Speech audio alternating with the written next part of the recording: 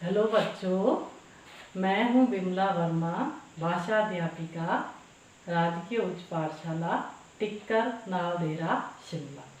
बच्चों, हमने पिछले भाग में कक्षा 8वीं की जो कविता है ध्वनि, उसमें हमने कविता का 100 स्वर वाचन किया था और पाठ के अंत में या कविता के अंत में जो कठिन शब्द दिए थे उसको पढ़ा था। आज हम ध्वनि कविता के जो कठिन शब्द हमारे पाठ के अंत में नहीं दिए हैं उनको हम जानेंगे। अब जैसे अंत नहीं था तो अंत का आप लिख लो, कॉपी में लिख लो। अंत होता है समाप्ति। अंत क्या होता है? समाप्ति। अब हमने समाप्ति, हिंदी भाषा का ये नियम है, जो आधे अक्षर की मात्रा होती है, जैसे पौ में ई की मात्रा लग रही है तो उसको हम आधे अक्षर के साथ ना पढ़कर अगला जो हमारा पूरा अक्षर है उसके साथ पढ़ेंगे। तो इस बात का भी ध्यान रखें, इसलिए हम इसको क्या पढ़ेंगे? समाप्ति पढ़ेंगे। आगे है फिर वसंत। वसंत है ऋतु का नाम। अब हो सकता है कविता में हम किसी और भाव में भी इसको ले सकते हैं। जब हम सलाहत करेंगे ऋतु के अर्थ में भी ले सकते हैं और किसी जैसे खुशी या प्रसन्नता के भाव में भी इसका अर्थ ले सकते हैं। अब उसका बाद है, अब जो उसके बाद है मनोहर। मनोहर होता है मनोजमाहर, यानी कि मन को हरने वाला। पता है आपको, विसर्ग संधि भी है ये, मनोजमा हर, मन को हरने वाला। अमृत, सोम, पीयूष भी हम लिख सकते हैं। उसके बाद हमारे जो कुछ कठिन शब्द बच गए हैं तो हम इस तरफ आएंगे। सहर्ष। सहर्ष है खुशी के साथ। अब उसके बाद है द्वार। द्वार है दरवाजा। हो सकता है कविता में जब हम इसका सरलार्थ करेंगे तो ये किसी और भाव के रूप में हमारे सामने आ रहा हो। अब नव इसमें दिया हुआ है, नव होता है नया। यहाँ जो कविता में इसका अर्थ लगेगा वो नया होगा। अब हमने जो आपके कठिन शब्द पाठ के अंत में नहीं दिए थे वो हमने यहाँ लिख लिए हैं, और जो पाठ के या कविता के अंत में दिए हैं उनको हम एक बार फिर से पढ़ लेते हैं। शब्दार्थ उसमें लिखा है। अब इसमें क्या लिखा है? सबसे पहला कठिन शब्द मृदुल, फिर से हम दोहराते हैं। कोमल होता है। पात, पत्ता होता है। पत्ता भी हमें लिखना आना चाहिए। आपने पाठ्य पुस्तक में ध्यान देना है कि पत्ता किस तरह से लिखा गया है। उसके बाद है गात। गात होता है शरीर। निद्रित, निद्रित होता है सोया हुआ। प्रत्यूष, प्रत्यूष होता है प्रातः काल। प्रातः काल मतलब विसर्ग लगा है बीच में, जैसे मान लीजिए प्रातः, तो हमें जब हम उच्चारण करेंगे तो इसमें हमारा एक तरह से ध्वनि इस तरह की आनी चाहिए, क्योंकि विसर्ग इसमें बीच में लगा है। प्रातः काल नहीं हम इसको पढ़ेंगे, इसको पढ़ेंगे प्रातः काल। ये भी हिंदी भाषा का नियम है कि विसर्ग अगर लगा है प्रातः काल में तो हमने उसको कैसे पढ़ना है। और उसके बाद है तंद्रा आलस।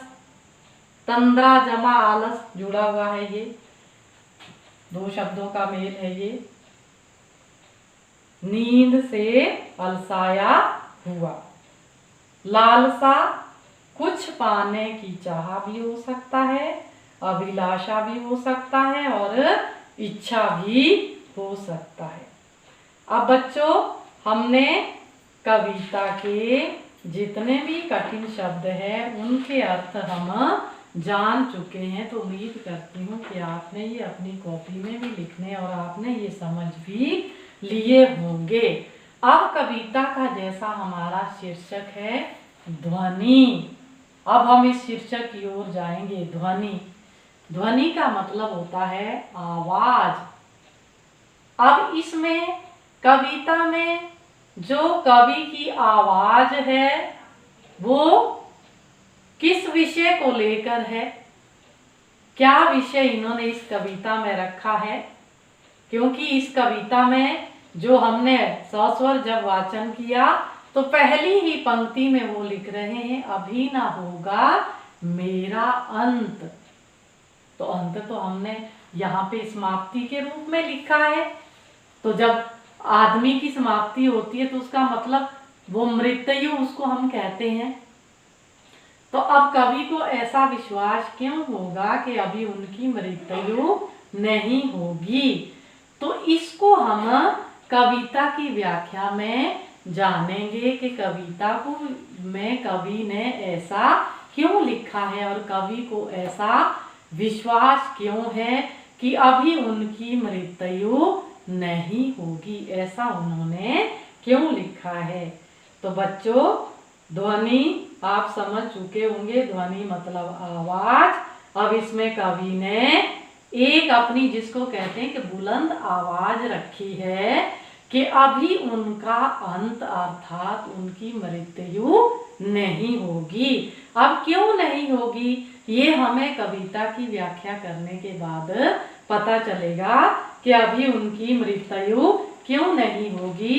तो अब हम अगले भाग में कल जो है कविता का प्रसंग और उसका सरलार्थ जानेंगे। पहले हम इसको पद्यांश में बांट देंगे क्योंकि हमें अलग अलग पद्यांश इसको करना पड़ेगा कि कितने पद्यांश इसमें आ रहे हैं। आपने देखा होगा कि परीक्षा में भी आपको पूरी कविता का सरलार्थ न आके पद्यांश में आता है। तो हमें भी उसी तरह से हर पद्यांश के लिए अलग से प्रसंग बनाकर और उसकी एक तरह से अलग व्याख्या करके कविता को समझना है, उसके भाव को समझना है कि कविता में कवि क्या कहना चाहते हैं, उनके कहने का भाव क्या है और वह कविता हमें क्या संदेश लेकर आई है कि हमें किस तरह से जीवन में आगे बढ़ना है। बच्चों, जो किताबें होती है वो केवल परीक्षा पास करने के लिए नहीं होती है या सिर्फ हमने उनको पढ़ना है, परीक्षा पास करनी है, यहीं तक सीमित नहीं रखना है।